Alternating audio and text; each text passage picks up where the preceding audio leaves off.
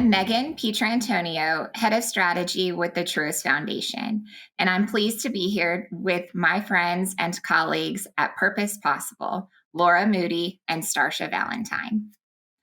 Laura Moody's experience is at the intersection of purpose and people and has placed her at the forefront of mission-focused communication strategies in Atlanta. Laura is the co-founder of the creative consultancy Purpose Possible and has produced multifaceted events, community programming, communications, and development strategies for a variety of nonprofit and for-profit businesses in the region. Laura was named a fellow of the Georgia Women's Policy Institute for 2021-22. She's a member of the Urban Land Institute Center for Leadership class of 2016. And has served as a member of the Atlanta Region Commission's Millennial Advisory Council. In 2017, she was named to the class of Outstanding Atlanta, and she lives now in East Atlanta with her rescue pugs, Emmy and Louie. Starsha Valentine works with nonprofit organizations to optimize their fundraising systems and processes while leading robust fundraising plans for growth. She specializes in assisting Black and minority-led grassroots organizations in strategic organizational design, program design, fundraising, and development strategy. Starsha brings a visionary perspective to small business and nonprofit fundraising that integrates stakeholder engagement with realistic goals and metrics for maximum organizational effectiveness. She lives with her partner in the DC suburb of Silver Springs, Maryland. And when she's not working, she loves adventures, food, and cooking. She also enjoys crocheting and knitting as a calming pastime. Welcome, Laura and Starsha. Hi, thanks, Megan. Thanks, Megan. So I'll kick off with Laura. You've worked in Atlanta's nonprofit sector for nearly 2 decades. I'm curious, what made you decide to take the leap and start your own consulting company?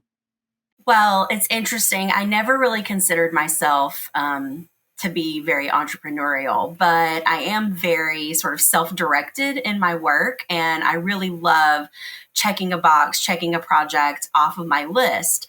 And even though I had the opportunity to work with a number of amazing organizations in the Atlanta area, I often felt a little limited by, the traditional job description, like you were the event person or the fundraising person. I wanted to do it all.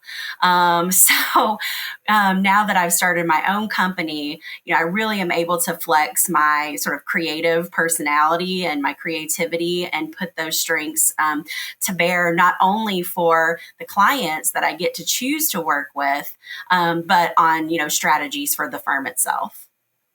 And of course, you didn't just hang a shingle on your own. You partnered with your longtime friend and colleague, Susanna Darrow, to start Purpose Possible and have now expanded to include Starsha as well.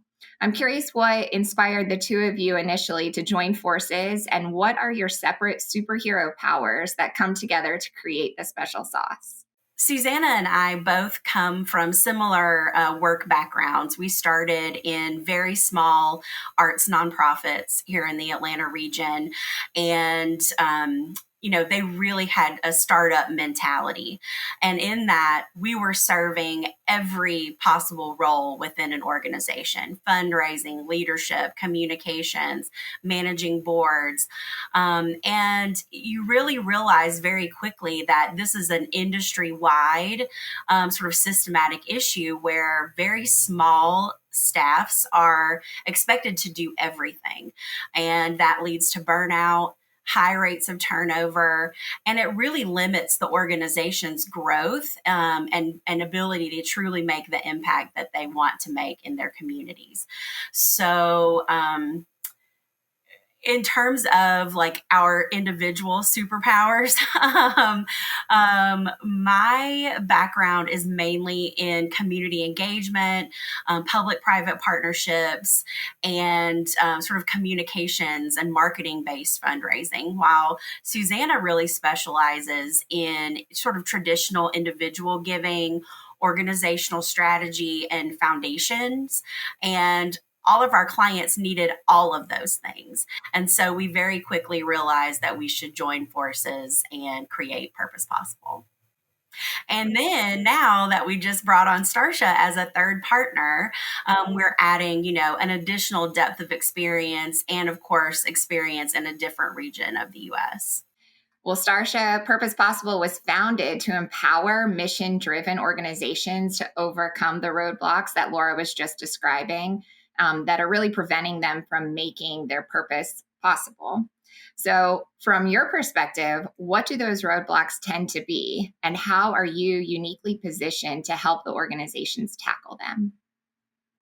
Well, what we're seeing definitely in the industry, one of the most pressing issues are nonprofits are really asked to build up their capacity and support their work with less funds, right? So during this time, this critical time with inflation, we're seeing nonprofits being asked to do more and more work with tighter pockets, and they're not able to necessarily deliver on the work that they want to deliver on, and don't have the capacity to do that, and don't necessarily even have the staffing power to move it forward. So really, what we are able to do is we are able to support them, provide that additional capacity, and allow them to focus on their mission in doing their work, while we add that internal, expertise and capacity to move their mission forward and give them that extra space and time to do it. And we work with them and their community members as well. So much has changed in the last 2 years, and your launch actually coincided with the start of COVID. And despite all of the shutdown and so many businesses going out of business, you were able to grow at a rapid clip. What do you think fueled that growth, Laura? I think it's a combination of a few different things. COVID really impacted every nonprofit and social enterprise organization, no matter how old they were, if they were brand new startups to 100-year-old organizations, teeny tiny organizations to giant multi-million dollar organizations. They were all impacted in some way. Presenting organizations had to shut doors and stop selling tickets, and health and human service organizations in particular had to scale up really quickly.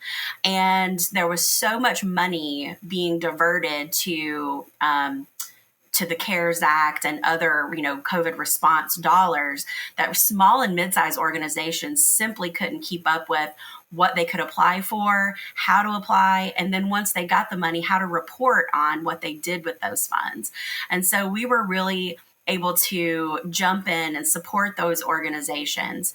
Just in 2021, we raised over $9 million for our clients, and being able to see those organizations not only survive the pandemic, but really thrive and be more sustainable and resilient going into the next couple of years has been very, very rewarding. What are some of the most pressing issues facing the nonprofit industry today, and what services do you offer to address them? I'll give you my perspective on this, Starsha, and then I want you to respond. Working in philanthropy, we have heard it from a number of nonprofit organizations that this labor shortage and labor crisis is also impacting the nonprofit industry. I think many people forget that when we look at the number of industries that provide employment across our country, the nonprofit industry is the third largest, behind manufacturing and retail. And so we are hearing from our nonprofit partners that they need the leadership development opportunities within the nonprofit industry as much as the for-profit industry needs. That's just one of many, issues facing the nonprofit industry today. And what are some services that you offer to address this issue or others? That's great. That's a great question, Megan. So what we're seeing also with that is that organizations need more general operating funds to support those staffing challenges. So as they're thinking about hiring and wanting to build up a more robust internal system, they really need those general operating funds not tied directly to programming in order to make those additional hires. So we think about moving dollars, moving philanthropic dollars more equitably across organizations organizations into the hands of leaders that are doing extraordinary things in their industries, and trusting that they will do what is right and what works within their organization. So really just putting those dollars into the hands of Black, Indigenous, and people of color who are working on the front lines and supporting the work that they're doing. And philanthropy really has this opportunity to build economic justice and resiliency within the nonprofit ecosystem so that they can then continue to grow and scale their organizations. The services that we provide, in addition to direct fundraising support, we also build relationships with grant makers and within the philanthropic world, really informing them of the needs of our clients and really showing them what's going on in the field. So we get to be the eyes and ears of our clients, and we bring all of those relationships and the richness of those relationships to our firm, through our firm, to our clients. And so in addition to our direct services, we also are a part of the ecosystem in which the nonprofit industry works. I feel like you're living out that trust-based philanthropy that we're all striving for, which is awesome. Laura, you position the experts at Purpose Possible as thinkers and doers. Can you expand on really what that means and how these skills fill a need with your clients? Sure. So most of us have worked in nonprofit organizations in the past that have potentially hired consultants in the past. And you may have gotten, a beautiful plan that then the organization is left to their own devices to actually implement. And for most organizations, for most small to mid-sized organizations, and some very large ones, it's really hard for their staff to implement big change or to, quite frankly, take on additional work. So not only can we plan, we think and create a beautiful plan, but we can also actually stay on the ground and do the work and help the organization actually put systems into place and implement that plan across the year. For teeny tiny organizations that aren't able to afford to keep us, on hand to do the work and to support them directly, we create really detailed dashboards and calendar systems and materials to support their internal work plans. Starsha, do you have a favorite industry in which you like to work? Well, I wouldn't say I have a favorite, but when you read my bio, one of the things that I really enjoy is food.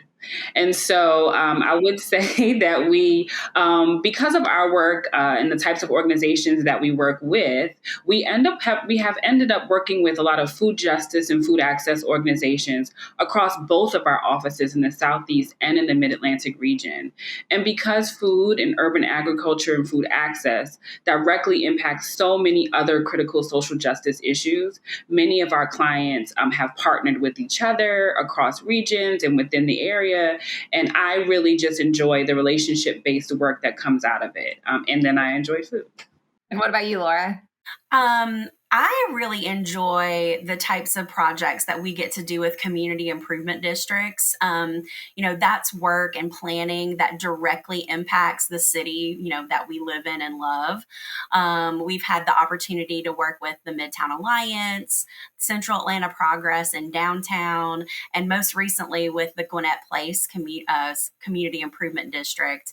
And again, those are the kinds of projects that I personally get really excited about. And what does a win look like for Purpose Possible? When do you feel really good about the work that you're doing? I can give one really clear example for me. It was seeing a 10-year-old Black-led arts organization that had been doing, incredibly innovative work in our community, again, for almost 10 years, receive their very first Metro Atlanta Arts Fund grant that we wrote for them. These can be really transformational grants for small arts organizations because they are the only exclusively general operating grant fund for the arts in Georgia. That's great. And as Laura mentioned earlier, last year, Purpose Possible raised $9 million for our clients. So really, what's a win to me is helping our clients meet their fundraising goals for the year, and they're then able to hire additional staff and additional internal capacity. We really aim to make the sector more robust, have more resources, and create more economic opportunity for people in the industry. And so when we can help people achieve that, I think we've won. Wow, you've had a lot of success. How have you been able to attract and retain some of the city's top consulting talent? Why is Purpose Possible such a great place to work?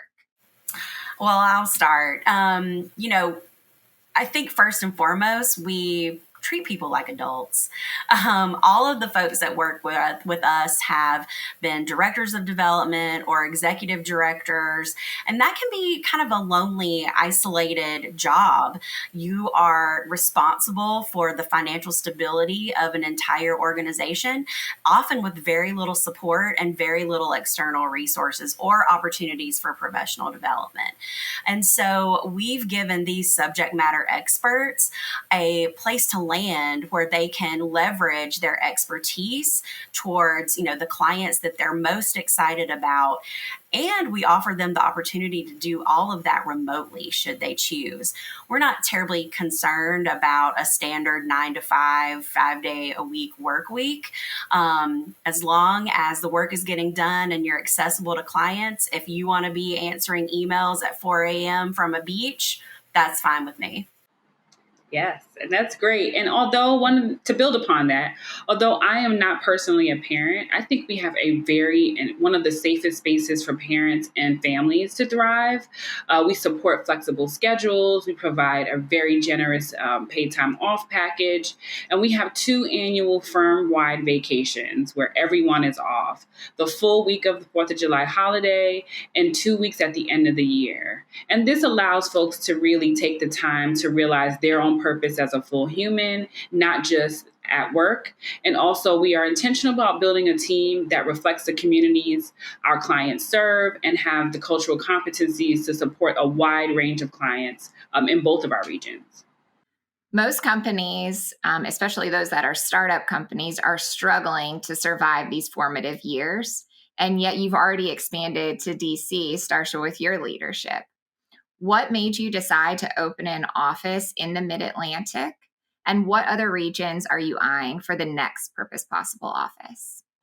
Well, the Mid-Atlantic office was actually birthed from a partnership with my firm in the DC area, and it was formalized earlier this year. Laura, Susanna, and I really have a shared vision for our impact in the industry, and so that drives us every day to be intentional and emergent in our movements and the way that we are scaling the company. And as we continue to scale the company in Atlanta and Washington, DC, we are thinking about these more as regional hubs. So there is the Southeast hub and a Mid-Atlantic hub. So now we're focused on really reaching those submarkets outside of the metro area of Atlanta and DC proper. Currently, we have clients in Memphis, Birmingham, Jacksonville, Florida, New York, and even the West Coast. And we will have a consultant working out of Birmingham at the end of this summer. So we really are expanding right where we are, and then we'll see where we go next. Well, I'd like to take this time to say thank you to Starsha and to Laura for everything that you're doing to help our communities and our nonprofit partners. Without you, they would not be as strong. They would not have the general operating support that is so critical to their operations and their survival going forward, and our communities would not be as wonderful. Thank you so much to Purpose Possible. Thanks, Megan. Thank you, Megan.